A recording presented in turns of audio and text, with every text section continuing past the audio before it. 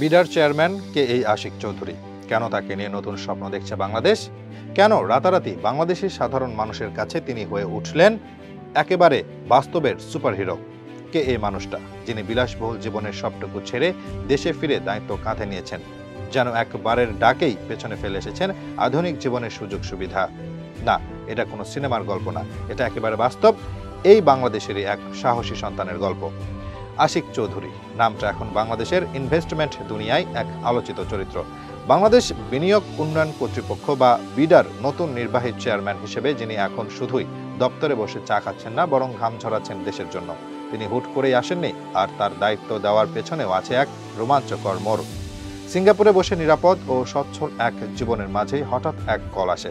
ফোনের ওপাশে ছিলেন নোবেলজয়ী ডক্টর ইউনূস।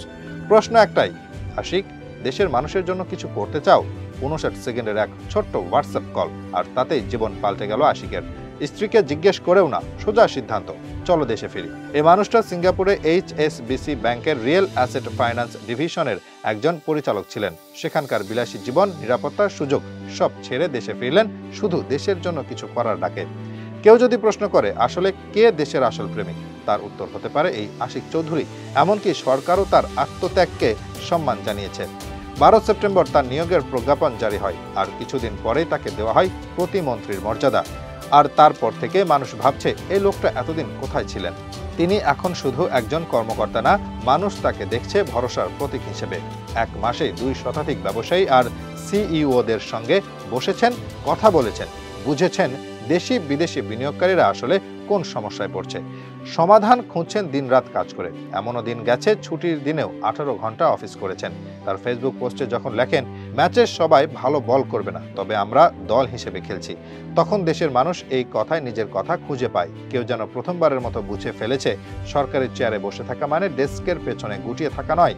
আশিক চৌধুরীর গল্প এখানেই থামে না। তিনি একজন স্কাই ডাইভারও। 41,000 ফুট উঁচু থেকে বাংলাদেশের লাল সবুজ পতাকা নিয়ে ঝাঁপ দিয়েছেন আকাশে, আর তাতেই তার নাম উঠে গেছে গিনেস ওয়ার্ল্ড রেকর্ডসে। একেবারে সিনেমার নায়ক মনে হচ্ছে না, কিন্তু না, তিনি কোনো পর্দার চরিত্র না, তিনি রক্ত মাংসের বাস্তব মানুষ। জন্ম চাঁদপুরে, বড় হয়েছেন যশোরে, পড়েছেন সিলেট ক্যাডেট কলেজ ও পরে ঢাকা বিশ্ববিদ্যালয়ের IBA থেকে।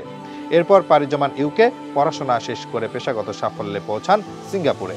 আর এখন এই সব অভিজ্ঞতা আর স্বপ্ন নিয়ে ফিরে এসেছেন নিজের দেশকে এগিয়ে নিতে। মানুষ যেভাবে সোশ্যাল মিডিয়ায় তার উপস্থাপনা, কথাবার্তা আর চিন্তা ভাবনার প্রশংসা করছে, তা বলে দেয় এই দেশের মানুষ এখন শুধু একজন ভালো নেতা নয়, একজন স্বপ্ন দেখাতে পারা মানুষকেও চায়।